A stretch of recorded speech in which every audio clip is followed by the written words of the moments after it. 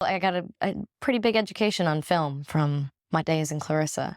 And it was great. I had these older friends that didn't care. At a time when teenagers are developing and usually they're around their peers and they're, influenced by what other people are wearing or saying or doing, I learned that these people are going to accept me no matter, as long as I'm cool, as long as I'm like, who I am and I'm funny and I'm like, having a good time and I'm able to just make friends.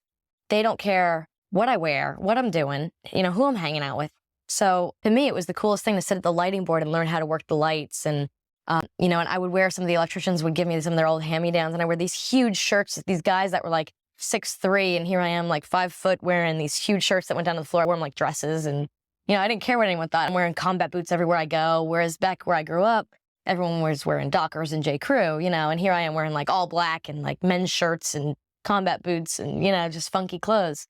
But of course, here I am at 16, and I'm like trying to get one of the electricians to just get me a drink. Not even that I wanted to drink, just that I wanted to be an adult with everybody. All my other friends are drinking. Why can't I drink? So it was actually really great because, then I'd have my combat boots on. I'd kick someone in the shin and be like, fine, forget it.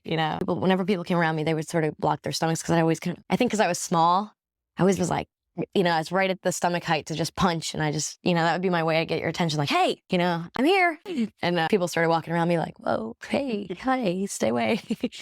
Yeah, we had an alligator get kind of crazy. The alligator's supposed to be in the scene with the cat. So the cat's on the sofa, which means that there's a girl, Maury, underneath the couch working the cat. So the alligator's right on the outside of the couch and starts attacking one of the pillows and doing the death spin or whatever.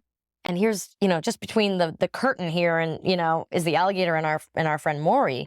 And they're like, everyone just remain calm and get to a high place, like stand on your chair or whatever. Sounds like a great set.